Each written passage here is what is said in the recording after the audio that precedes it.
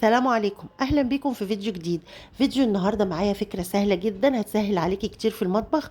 تتبيله خطيره وجديده للكبده بالرده. زي ما انت شايفه كده الكبده عامله ازاي، كاننا شارينها بالظبط من محلات الكبده، يعني محلات الشرقاوي. احنا بقى هنعملها بالظبط زيهم واحلى منهم كمان، ونضيفها وعاملينها بايدينا في البيت.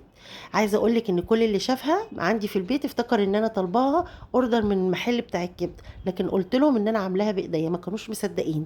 الكبده دي كبده مستورده، وانا متاكده ان شاء الله لو مشيتي على نفس الخطوات اللي انا عاملها في الفيديو هتطلع معاكي احسن من دي.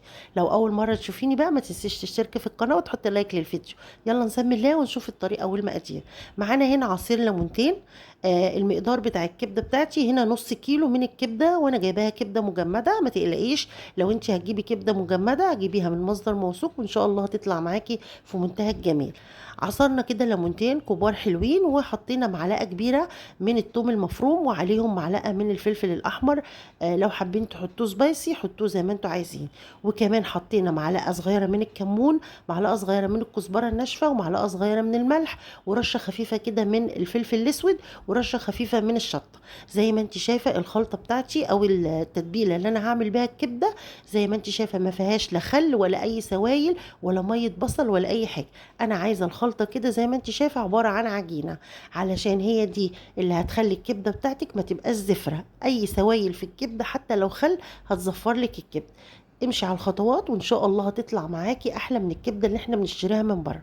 تمام كده، جبت الكبده بتاعتي، انا عايزاها ما تكونش سايحه، انا عايزاها تكون لسه طالعه من الفريزر زي ما انت شايفه، متماسكه ومجمده. ما تخليهاش تفك، طبعا الكبده ما بتتغسلش، ولو انت سبتيها تفك منك هتنزل كل الدم وهتبقى زفرة معاكي. هناخد كده حبة حبة من التتبيلة بتاعتنا. زي ما انت شايفة التتبيلة ما فيهاش اي سوائل خالص غير هما شوية الليمون اللي احنا حطيناهم. هناخد كده شريحة شريحة، وطبعا عايزة تقطعيها قطعيها بقى بالطريقة اللي تعجبك. انا سبتها زي ما هي كده تقطيعة الراجل اللي انا جايباها منه، ولو حابة انت تصغري عن كده صغري بقى براحتك. هتاخدي قطعة قطعة وتحطي كده حبة من التتبيلة، وتاخدي القطعة التانية تحطيها جزء منها يعني الظهر على التتبيلة، والناحية التانية تحطي عليها تتبيلة وترجعي تحطي واحدة تانية، وهكذا.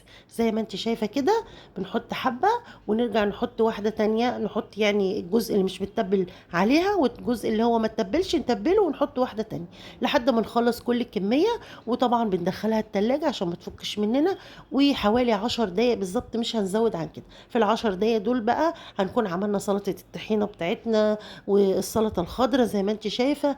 وعملتي اي حاجة بقى من مخلل، انا كمان كنت عاملة بتنجان مخلل، يعني كنت عاملة كل التشكيلة اللي بتيجي مع الكبدة. لو احنا حبينا نشتريها من بره كنت عاملة بتنجان مخلل وقلية فلفل، وكمان عملت سلطة خضراء، وكمان عملت سلطة الطحينة. جبت بقى شوية من الردة دي ردة ناعمة، وحطيت عليها كده معلقتين كبار من الدقيق، مش عايزين كتير يعني، علشان الدقيق والردة مع بعض الميكس ده هيخلي لك الردة تمسك في الكبدة وتديها طعم حلو قوي. ما تحسيش ان انت بتاكلي ردة بس، لا، هتحسي شوية كده ايه، ان الردة يعني طعمها خفيف شوية، مش طعم صعب قوي كده برضو. الردة لما بنيجي ناكلها يعني مع الكبدة كده وما تكونش فيها دقيق ولا حاجة، بتحسي بطعم الردة في الكبده. لكن لو حطيتي كده معلقتين من الدقيق هتظبط لك الطعم شويه زي ما انت شايفه كده. وطبعا الزيت هنا على النار بنسخنه، وهنبتدي ننزل بالكبده بتاعتنا او شرايح الكبده زي ما قلت لك. طبعا انا سبتها 10 دقايق بس عبال ما خلصت كل السلطات بتاعتي، ورحت بقى جايبه وحاطه بقى الكبده في الرده والدقيق زي ما قلت لك، وبدات انزل في الزيت السخن، وما بتاخدش وقت معانا خالص. وطبعا هي متقطعه كلها سمك واحد، فكلها هتلاقيها خدت لون واحد في وقت واحد، يعني مش هتاخد معاكي وقت خالص. هنبتدي زي ما انت شايفه نقليها، وطبعا بنطلعها على مصفى. لو هتطلعتيها على ورق مطبخ هتلاقيها طريت منك، وكمان هتبقى زي ما يكون شاربه زيت مننا. فالاحسن ان احنا نطلعها في مصفى. زي ما انت شايفه كده انا حاطه المصفى جنبي على البوتاجاز، وحاطه طبعا تحتيها طبق، وابتدي اصفي فيه. وده افضل حاجه لما تيجي تحمري بطاطس او بتنجان او كبده او اي حاجه، حطي المصفى دي افضل شيء بصراحه، بتطلع لك الحاجات. بتصفي الزيت اللي فيها، وكمان تبقى مقرمشه معاكي اطول وقت ممكن، ما تطرش منك يعني بسرعه. خلصنا كل الكميه وبدانا نجيب بقى الصينيه بتاعتنا او السرفيز، وحطينا فيه رشه من البقدونس، وطبعا كنا محمرين الفلفل زي ما انت شايفه، وعاملين البتنجان المخلل، وعاملين سلطه الطحينه وسلطه الطماطم، وكانت اكله في منتهى الجمال. جربي ومش هتندمي، فكره حلوه وسهله جدا، هتسهل عليكي كتير في شغل المطبخ. افكار لتتبيلات حلوه وسهله، وان شاء الله الفيديو يكون عجبكم.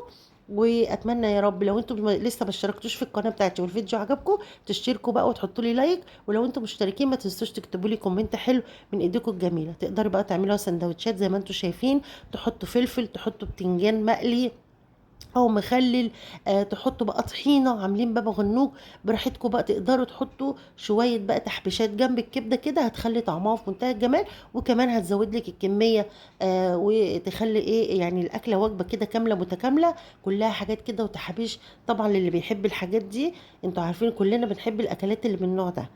زي ما انتم شايفين الفيديو سهل وبسيط وسريع. يا رب الفيديو يكون عجبكم، واتمنى يا رب يا رب كل الفيديوهات اللي انا بقدمها تكون بتعجبكم، واشوفكم على خير في فيديوهات جايه كتير. مع السلامه.